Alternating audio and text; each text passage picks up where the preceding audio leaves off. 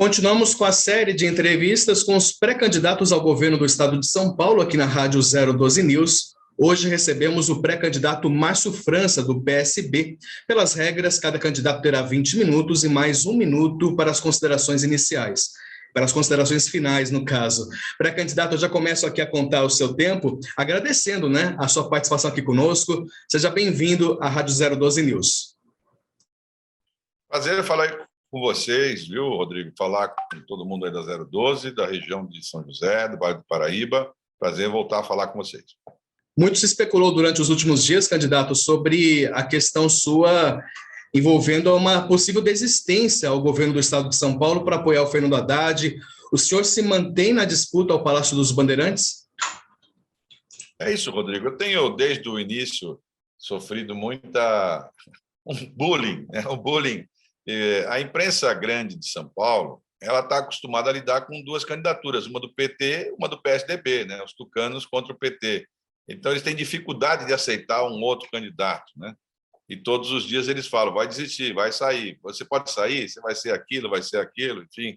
Eu presido há muitos anos o PSB, o meu partido, sou presidente da Fundação João Mangabeira no país inteiro, Estou há muitos anos aqui, especialmente disputei as últimas eleições, fui o segundo colocado, perdi por 1% dos votos, tive mais de 10 milhões de votos, perdi para o João Dória, que foi uma catástrofe de governo, e eu imagino que agora tenho chance de poder, então, disputar o governo, porque quem votou no Dória pode, eventualmente, estar arrependido e querer votar com outro nome. Tenho aguardado ansiosamente a decisão aí do Felício, que é muito importante para mim. Felício é um homem honrado, foi um grande administrador aí da cidade, é uma pessoa importante que completaria uma chapa muito importante aqui em São Paulo e daria para a gente um avanço numa região onde eu tenho mais dificuldade, porque como eu sou muito parceiro do governador Alckmin, eu sempre deixei o Vale do Paraíba que estava na conta dele, não precisava a gente fazer grandes inserções. Então, ele tem muita relação com o Vale. Agora o Geraldo vai ser candidato a vice-presidente, e, naturalmente, a vinda do Felício nessa chapa seria muito importante e ajudaria muito. Então, no caso, a permanência do senhor aí na candidatura, nessa corrida presidência, nessa corrida ao Palácio dos Bandeirantes, ela se firma junto a um cenário que ainda não está tão certo assim, O senhor acha que ainda há muito ainda a se prever aí de mudanças nesse xadrez político, O que, como está, não deve ficar para as eleições de outubro? Eu acho que sempre mudam as coisas, Por exemplo, tem uma situação muito clara atualmente, que é o candidato do Bolsonaro, que criou esse fake endereço aí em São José dos Campos, que certamente não vai passar incólume. Acabaram de fazer a impugnação do Moro, e eu tenho convicção que ele terá problemas, porque todos sabem, eu estava brincando aí, eu estou desafiando qualquer cidadão de São José dos Campos que jogou futebol com o Tarcísio, que comeu uma pizza com o Tarcísio aí em qualquer bar, que frequentou ali o bar do Benê, que agora é bar do Coronel ali, do Bigode, que alguma vez se encontrou o Tarcísio ali, eu vou mandar uma pizza de mussarela daqui para a pessoa. Mas eu fiz isso outro dia numa conversa e recebi várias ligações de Zap de pessoas que jogaram futebol com ele e tomaram um chopp no bar, enfim, mas todos eram cariocas, todos da onde ele veio, do Rio de Janeiro. Candidato, para um palanque presidencial, a gente está vendo, como o senhor mesmo comentou, o Fernando Haddad sendo apoiado pelo PT, pelo Lula, E, no caso, você tem aí toda a questão envolvendo o nome do Geraldo Alckmin, Como é que fica, aonde o senhor se encaixa nesse perfil? Qual o palanque o senhor vai subir para apoiar um presidente? Como é que vai ser essa estrutura agora para o primeiro turno? Nós tomamos a decisão pela democracia, já faz tempo, Nós, aliás, costuramos essa democracia, esse círculo democrático, quando nós conseguimos fazer o convencimento do presidente Lula e do Geraldo Alckmin de fazer um acordo completamente inusitado, fora da caixinha. O Alckmin aceitou ser vice de alguém que ele foi adversário por diversas vezes, e todos sabem das posições do Alckmin. Então, nós tomamos a decisão pela democracia, nós vamos apoiar o presidente Lula, e esse é o palanque. Agora, O Lula apoia quem ele bem entender. Naturalmente, se ele tiver um candidato do PT aqui, ele tem mais afinidade com o Haddad, e é correto, porque o Haddad foi uma pessoa muito correta com ele, foi candidato quando ele precisou, é um homem preparado, enfim, tem as qualidades para ser candidato a governador. Ter candidatos a governo não é ruim, porque você, aqui em São Paulo, é muito pouco provável uma eleição de primeiro turno, né? Muito pouco provável. Você tem um governador muito desidratado, né? Porque ninguém sabe quem ele é, se andar pelas ruas não sabe, que tem que levar o ônus de ter feito a eleição do Dória, portanto, ele leva o 45 junto, e junto com isso vem o servidor público que odeia tudo que é ligado ao Dória 45. A pessoa que teve o aumento das passagens, aumento de pedágio, aumento de imposto, enfim, tudo isso vai cair nas costas do governador, claro. Tem a máquina na mão, que é uma coisa importante, mas você sabe, cidade grande como São José, Taubaté, são cidades que uma obra não faz uma mudança de voto, né? A pessoa tem que ter, na verdade, alguma coisa do comportamento, né? Uma sensibilidade. Eu disputo, na minha visão, com os 4 candidatos, ou os 3 candidatos principais contra mim, são candidatos que são técnicos, são mais técnicos, ou são mais da burocracia, né? Eu tenho um voto mais popular, e, é claro, ninguém quer me pegar no segundo turno. E, de preferência, ninguém quer me pegar em debate, né? Porque eles sabem que debate comigo sempre é um debate mais quente, né?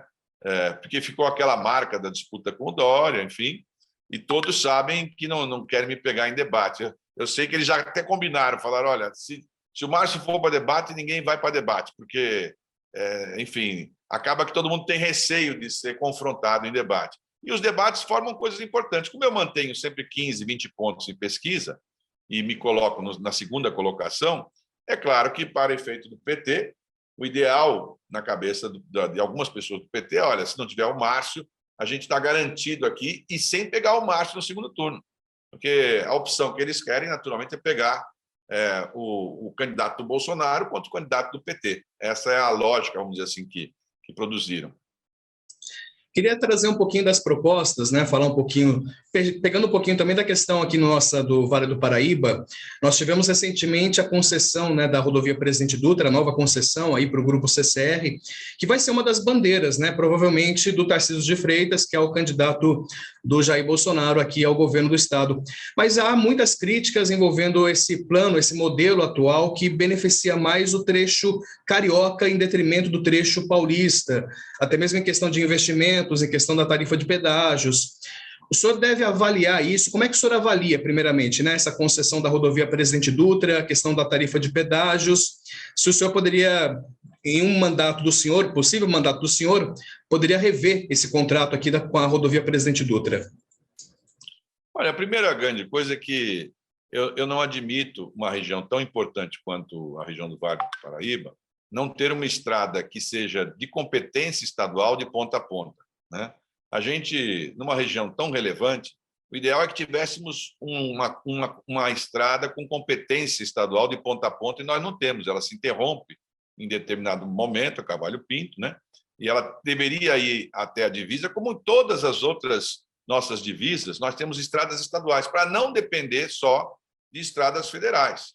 Porque o governo federal, você sabe, você ouve eles falando sobre as concessões e sobre os investimentos, e 437 bilhões, 297 trilhões, e dá a impressão que você vai sair na rua e a obra está aí. A obra não está aí, né? Porque todas essas concessões, eles primeiro querem arrecadar com os pedágios, para depois, devagarzinho, ir fazendo ao longo dos próximos 25 anos, né? Obra grande que teve no Vale do Paraíba de verdade foi feita a Tamoios, né? A Tamoios é uma obra estadual nossa, de competência nossa, que já está funcionando e também não está com a chegada como deveria, né? Pronta para poder ter todos os acessos.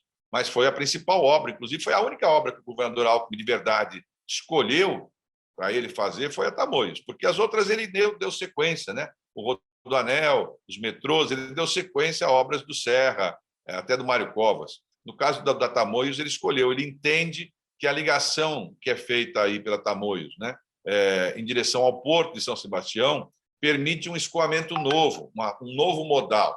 Isso é verdade.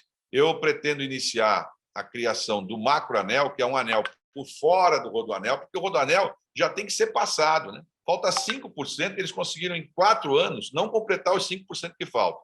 Para completar do Rodoanel, você tem que iniciar o macroanel. E uma dessas passagens do macroanel, claro, é a interligação da Tamoios lá no litoral, para que possa chegar ao porto, e na outra parte, né, a descida lá de Sorocaba em direção à BR-116. Né? São obras que começam a formatar um anel por fora do atual anel, porque em muitos lugares do mundo os anéis vão se sobrepondo. Né? E você tem que ligar, junto com isso, uma estrutura importante que é a ferrovia. Nós estamos com 2 concessões, 2 concessionários únicos no Brasil inteiro de ferrovias.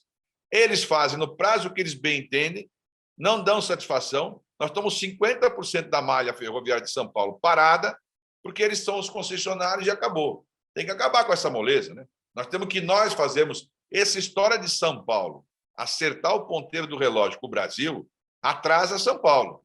Nós temos que fazer o Brasil acertar os ponteiros com São Paulo. Né? Se o Brasil vai fazer reforma tributária, ótimo. Mas, se não fizer, nós vamos fazer a nossa. Nós temos que criar a nossa aqui. Sabe, aí na região tem centenas de empresas com créditos tributários retidos, porque são exportadores dessa região. Por exemplo, o caso da Embraer, que é a mais famosa, não é? Se o Estado devolvesse aquilo que foi retido, que está na mão do Estado, para que a Embraer pudesse comprar produtos da região de São José e dos parques tecnológicos, você incrementa uma quantidade enorme de dinheiro, você incentiva a região a ter um retorno do dinheiro da grande empresa que está na região. É completamente injusto o Estado ficar retendo o dinheiro, não devolver esse negócio, e vocês, com um parque tecnológico e um parque de grande modernidade, ficar limitado com falta de emprego, como tem hoje. Né? E aí você vê o quê? O crescimento de violência. Regiões que não tinham violência, né, que os meninos tinham oportunidade, que tinham chance, não tem mais essa chance. Não dá para a gente trabalhar apenas na questão do agro. Não dá. O agro é importante, mas o agro de São Paulo é um agro em pequenos compartimentos. Nós não temos grandes áreas para fazer agro. Né? Ninguém vai sair plantando soja. Nós temos aí uma produção leiteira muito importante no Vale, que simplesmente foi abandonada, porque acabaram com o sistema do leve leite, por exemplo, que era um sistema muito importante, que ajudava muito a produção leiteira, que é aquela que gera emprego. Porque o grande agro, ele não gera muito emprego. Né? Ele pega todo o produto e vai embora no formato de navio, então, e nem o navio nós não estamos conseguindo fazer. O governo federal fala agora em privatizar São Sebastião e Santos, né? Mas é sempre assim, é uma privatização. Qual é a vantagem dos brasileiros nesse formato de privatização? Vão devolver dinheiro para a gente daquilo que nós construímos? Porque para chegar em São Sebastião, tem toda uma estrutura que foi feita para chegar lá. Só a Tamoios custou 5 bilhões de reais e pertence aos brasileiros de São Paulo. A quem ganhar a concessão lá privado vai devolver os 5 bilhões? Né? Eles falam em privatizar, por exemplo, a Sabesp e esquecem de falar o seguinte: a Sabesp pertence a cada um de nós. Ela custa 100 bilhões de reais. Portanto, cada paulista tem direito a R$ 2.500. Quando eles venderem essa Sabesp, eles pretendem devolver R$ 2.500 para cada paulista? É claro que não. Eles querem colocar no caixa e continuar pagando juros, que é o que eles estão fazendo, né? Fornecendo e ajudando o sistema financeiro. Né? Então, se eu tivesse que hoje dizer a primeira coisa que tem que ser feita em São Paulo é baixar imposto. Eles aumentaram todos os impostos de ICMS, toda a área de São Paulo aumentou. Tudo. Comida, roupa, construção civil, tecelagem, remédio. O que você pensar em São Paulo, eles aumentaram, tiveram a coragem de aumentar. No litoral de vocês aí, como no meu litoral lá, eles aumentaram, eles passaram a cobrar do pescado. Pode ir a qualquer restaurante japonês aí perguntar, ou qualquer restaurante que forneça peixe, eles mandaram a conta de 5 anos para trás de ICMS. Eles quebraram 70 mil empresas em São Paulo, fecharam mais de 100 mil empregos, tributando no meio da pandemia, sem ajudar em nada o empresariado de São Paulo, que é valente, mas tem limitação. Havia uma pandemia, não tinha como funcionar normalmente naquele período. E qual foi a ajuda que mandaram? Mais impostos, né? Para poder ficar um Estado rico, que é o que está hoje, o Estado de São Paulo com 70 bilhões no caixa, que pertence a todos nós, e a população pobre. Se você for a São José, em qualquer supermercado, aí, qualquer farmácia, você vai ver que tem uma família na porta aí pedindo arroz, pedindo para você comprar um leite, pedindo para você comprar um remédio. É a cena mais degradante, né, de fragilidade alimentar que nós estamos vivendo em São Paulo de 500 anos. Não existia esse tipo de pobreza com fome no estado de São Paulo, era muito raro. Hoje não é mais raro, né? E a gente precisa rever esses negócios, gerando emprego e baixando imposto. Candidato, o senhor comentou sobre a questão de diminuir os impostos, né? Eu acho que seria uma das medidas para reverter o processo de desindustrialização que a gente está percebendo aqui na região nossa, que a gente está perdendo. A Ford em Taubaté já saiu, possivelmente a Caoa Sherry em Jacareí. Essa é uma das ações que podem ser mais eficazes para tentar reverter essa situação aqui no Vale do Paraíba? Acho que sim. Uma das coisas é essa, porque São Paulo cria o crédito tributário, não reembolsa essas empresas, as empresas, por sua vez, vão para outros estados ou vão para outros países, porque todas elas são empresas internacionais, tanto faz construir aqui ou na Tailândia, entendeu? Então, nós precisamos reverter esse formato. Não foi só aí, porque todo lugar que é próximo de outro local, nós perdemos toda a parte da indústria naval, por exemplo, de lanchas e barcos, nós perdemos para Santa Catarina, né? São Paulo não quer entrar em guerra fiscal, mas, sinceramente, nós temos que mudar o nosso modelo tributário. O modelo que nós temos hoje de substituição tributária, que tributa na origem, isso dá certo em cima de 4 ou 5 assuntos: combustível, cigarro, bebidas, cimento, coisas que são uniformes. No restante não dá certo, porque lá na ponta, por exemplo, quem é do Simples não deveria estar sendo tributado e está sendo tributado, né? Esse conceito tem que alterar. Em São Paulo, eu não vou, digamos, fazer crítica para trás, mas acho que se a gente não sair desse quadrado nosso aqui em São Paulo, evidentemente nós estamos perdendo força. E não é com comparação com o Brasil, porque no Brasil todos estão perdendo força. Nós temos que nos comparar com a Bélgica, com a Holanda, né? São Paulo tem capacidade para isso. São Paulo tem mais estrada duplicada do que a Califórnia, 25%. Né? São Paulo é um dos maiores estados do mundo. Ele está entre os 6 estados mais fortes e mais poderosos do mundo. Nós temos a maior rede pública universitária gratuita do mundo. Não há nenhum país no mundo que tenha a quantidade de alunos que nós temos na USP, Unicamp, Unesp, Paula Souza. Isso para nós é um orgulho. Mas isso tem que trazer de volta bons empregos, né? Nós não estamos nessa onda de que manda boi, manda soja, manda minério de ferro, porque isso não nos interessa aqui em São Paulo. E é por isso que você não pode ter um governador dependente de um presidente da República.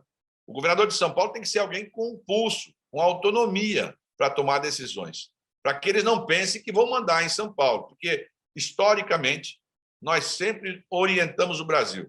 Nós ajudamos a produzir a independência, a república, a democracia. Nós nunca nos furtamos a ajudar o Brasil, mas nós temos que fazer eles acertarem o correlógio deles conosco. Nesses 3 minutinhos finais, candidato, eu queria que você falasse um pouquinho sobre a saúde pública. Eu sei que é um tempo curto, mas, enfim, a questão das cirurgias represadas, né, eletivas, que foram represadas durante o período da pandemia, o governo trouxe essa questão do chamamento público, né, para clínicas particulares. É uma solução emergencial, mas é uma solução que resolve no futuro, em um curto prazo, mas resolve a longo prazo. Qual que seria a proposta realmente para melhorar a saúde pública e também nessa questão de cirurgias que foram represadas, né? De maneira emergencial, é abrir todas as unidades do Estado, inclusive os ambulatórios com média especialidade, aos finais de semana, em outros horários. Colocar outras turmas para trabalhar, né? Outras pessoas, para gerar mais emprego e tirar essa represa que ficou. Os exames não abrem aos domingos.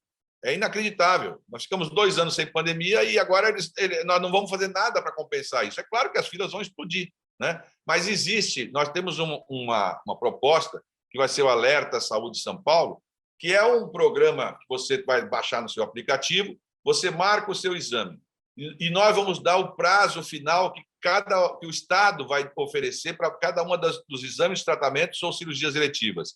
Se o Estado não te atender naquele prazo que está acordado, vai cair um crédito no teu celular e você usa o crédito na nossa rede credenciada particular, onde você quiser. É a maneira que nós temos de também cobrar o Estado.